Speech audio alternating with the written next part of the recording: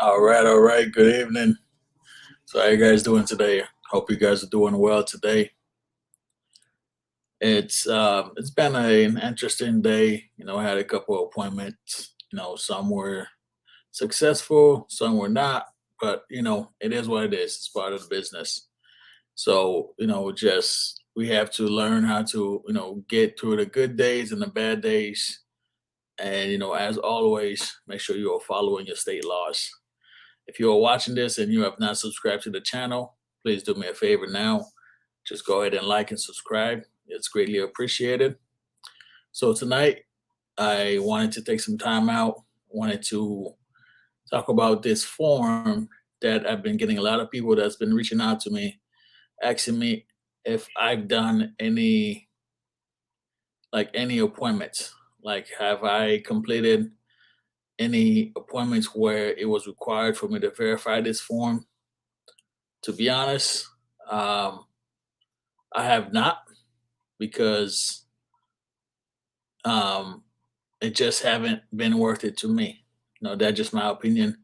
I have this one specific company who always reach out to me and regarding to completing these type of documents. However, going to the signing companies, it's the fee that they usually offers versus the location where I have to travel. It just didn't work for me. So I'm not going to tell you not to do it. It's your choice, it's your business. So you have to do what works for you. So tonight I'm going to be talking about the I-9 verification form. The I-9 verification form, a lot of people are overthinking it. It's very easy. It's simple. Stop overthinking it. You just have to follow the instructions and just do what is required. Simple as that. So the I-9 verification form, right? Just the word itself, verification, keyword, verify, meaning you are going to an appointment, just you can treat it like a notary appointment because you are going to have to verify the signer. So treat it like a notary appointment where you go, you meet with the signer, you verify them with their ID, whether it's a driver's license, whether it's a passport, if it's a military ID. But the key word here is verify. You are verifying that individual. A lot of people tend to overthink it. Do not overthinking it. Stop overthinking it because it's not going to do any good. Then you start overthinking, then you're not able to complete the document, and that's not good for you. So that's what first of all, I just want you to get that through your mind. Stop overthinking. So an I-9, what is that? This is pretty much a government form that is used to verify someone's identity and employment authorization. So think about it like this, right? Every last one of us here have had a job, and most of us, our job have required us to complete an I-9 verification form. So the I-9 verification form pretty much signifies if you're eligible to work in the US. And I believe anyone hired after, I want to say November 6th, 1986, is required to fill in I-9 form. So I know a lot of people are providing training out there regarding it. Like, I haven't taken any training, so I cannot recommend any training specifically for you to go take. And just based off going to the government website, just looking at what is required for the I-9, I personally will not take a training. I personally will not go pay someone else to teach me how to do this. I can pretty much figure it out on my own. So it's up to you. If you want to pay for training, by all means, pay for the training. If that's how you learn, if that's how you are able to obtain information by paying somebody for it, by all means, do what you have to do. So the main thing, right, in regards to the I-9 verification, you don't have to notarize anything. So there's no notarization. So pretty much, let's say that I'm applying for a new job, right? And then the company requires me to fill out an I-9 verification form. Now,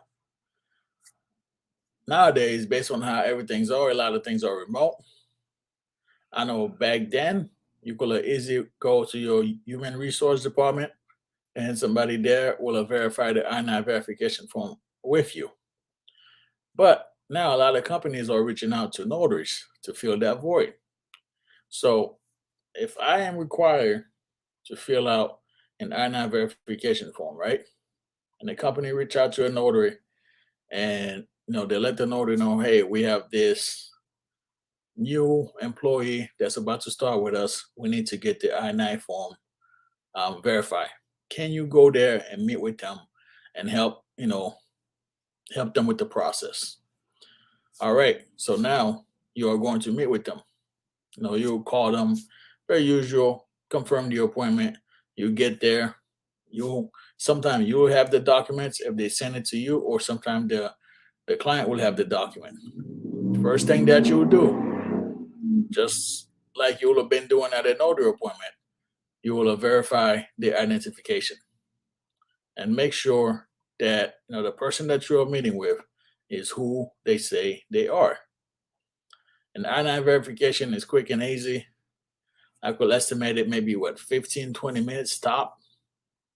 You know, um, Everyone that I've seen, everyone that told me that they completed one, they're usually not there for more than 30 minutes. If they are there for more than 30 minutes, then we have an issue. So with the I-9 verification, there are three parts to it. Okay. So now let's recap. Let's do a quick recap what the I-9 verification for. The I-9 verification form, pretty much anyone who is being hired by a business here in the US is required to get the I-9 verification form filled out. Again, all it is, it's a form about 3 pages where you are the person who is the representative of that business. And here's what I mean by representative, right? If a business reach out to me to go meet with one of their client, so at that moment, I am an authorized representative of that business. I become an authorized representative of that business because they are hiring me to meet with the employee to get the document done for them. All right. So I'm going to show you guys. I'm going to show you guys the form. Let me see if I can screen share.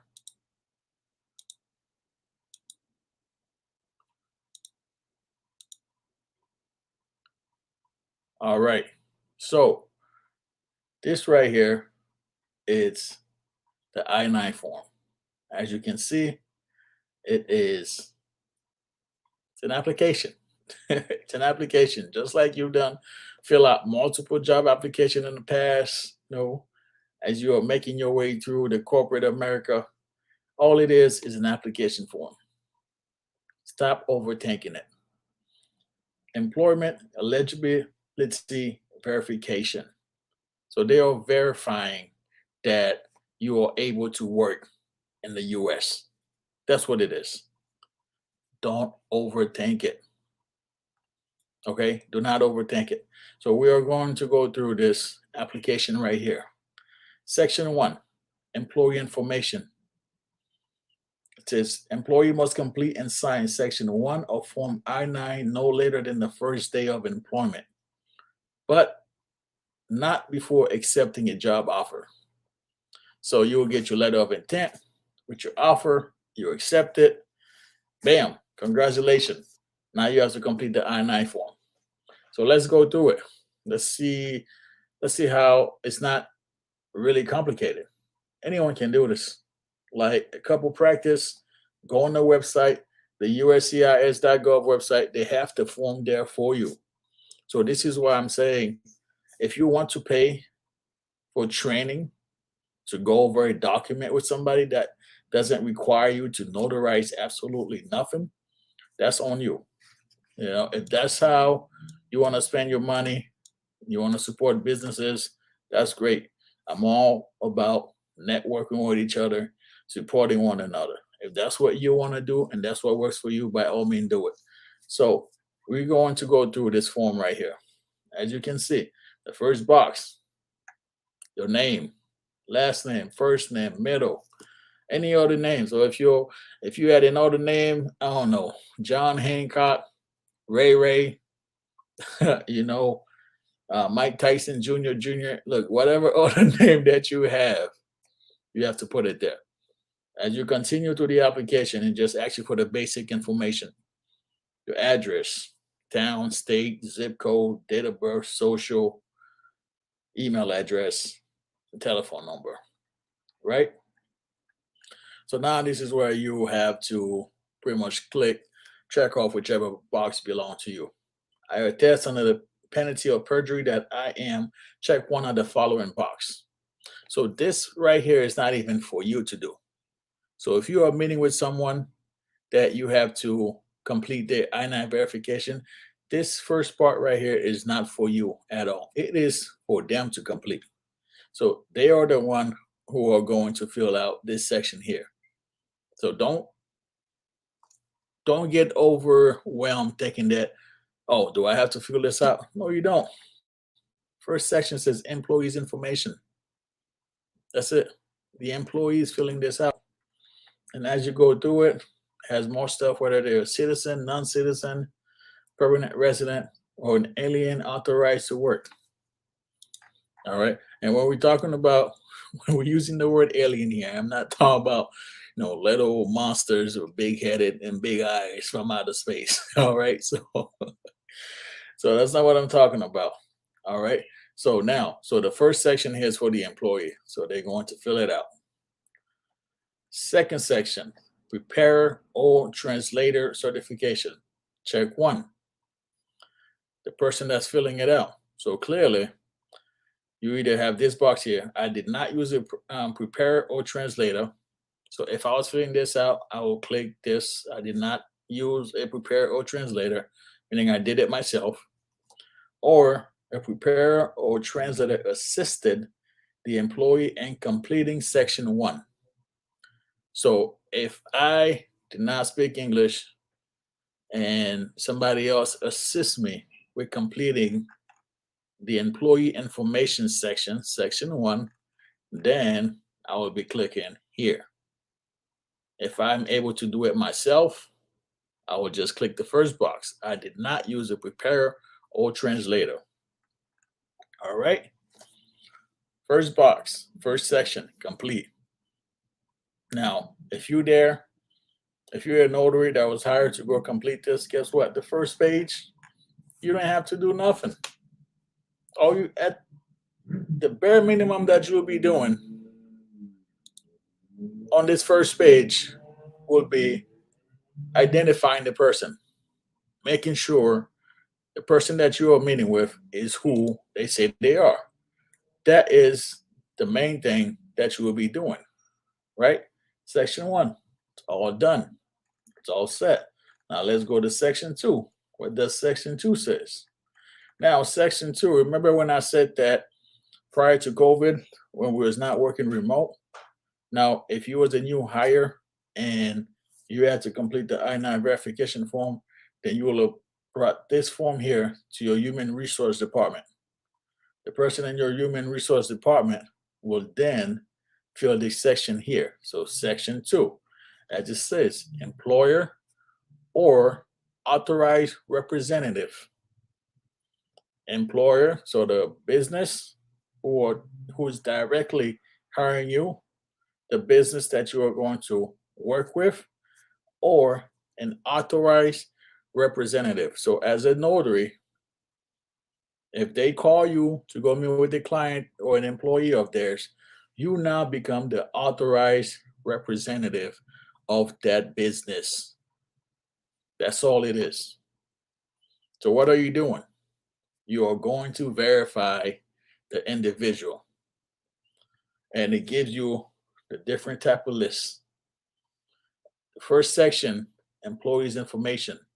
their last name, first name, and citizenship immigration status, whether they are a U.S. citizen, permanent resident, or an authorized alien to work in the United States.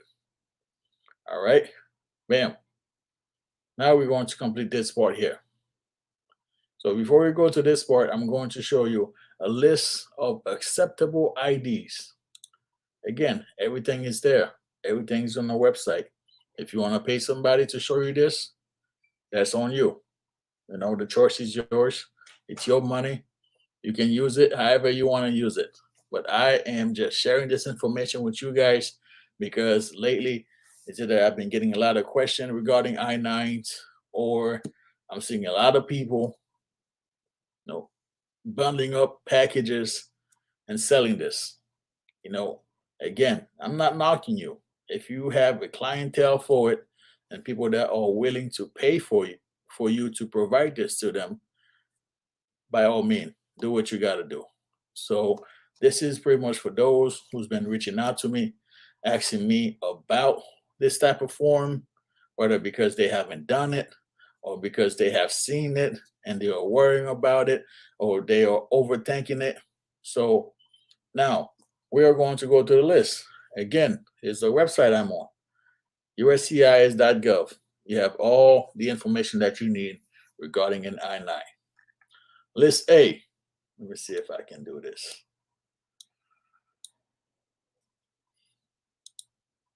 List A. All right.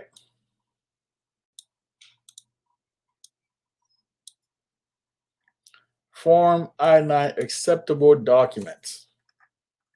So these are acceptable documents on this here that you can use to identify someone. You have the passport, the permanent resident card,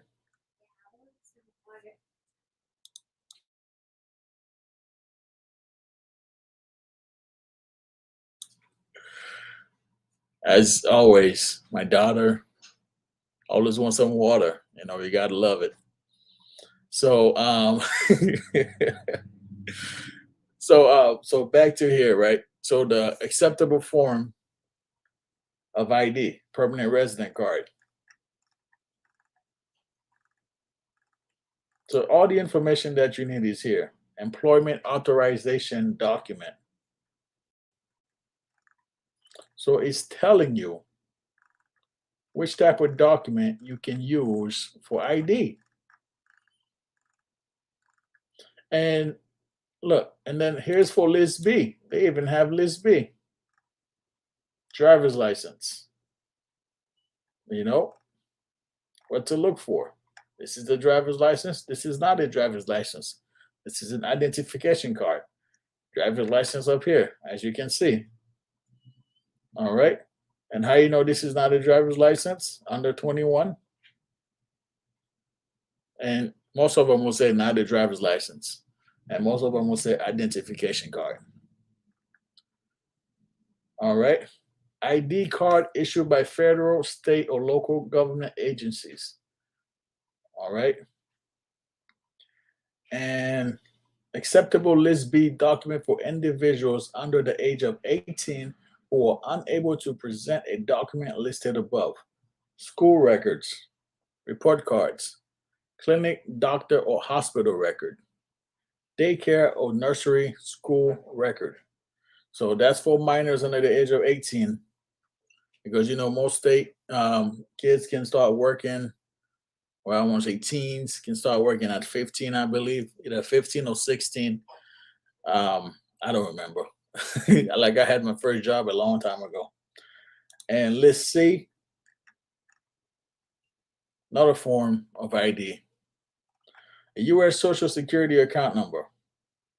Employee who choose to present a List C document will also provide a document from List B, evidence of identification for Section 2. So this section right here.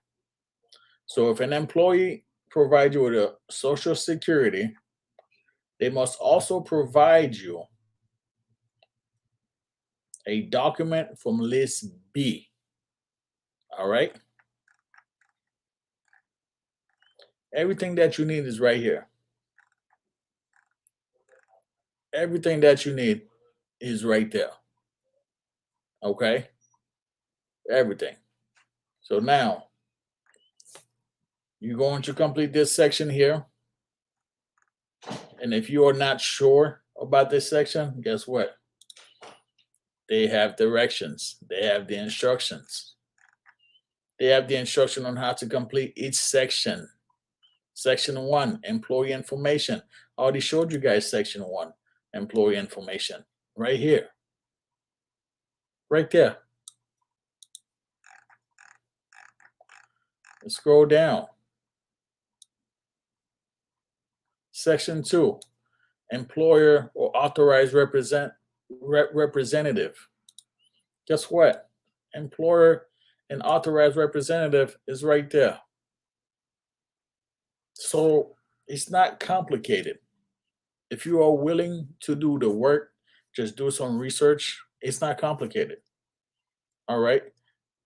Look, for those of you who've been writing me, it's not complicated. I want to say maybe I've done maybe just a couple I-9 verification form because I'm not really a fan of it. Not that it's difficult, clearly it's not, but just based off the signing companies who have reached out to me regarding it, and also based on the location that the employee be at, it's not worth it for me to take those signings. So for something like this, if somebody in my area reached out to me, that's a lot better. Where I'm not going to a signing company. If somebody call me direct, hey, I have this form here, I need to get it verified. Okay, that's a lot better for me than a company reaching out to me, expect me to drive 40 miles for $20. Like, it doesn't work like that. All right. So step 3, re-verification and rehires to be completed and signed by employer or authorized representative. In this case, again, the authorized representative will be you because you are the one that the business hired to go get this form verified. I-9 verification, keyword, verification, verify. You are verifying them. That's it. If you come to complete an I-9 verification for me, I told you my name is Ishmael. I give you an ID. Say my name is Jose. You better not complete that. You better walk out, call your client, be like, hey, I'm supposed to be meeting with Ishmael, but Jose is here. But he's saying it's Ishmael.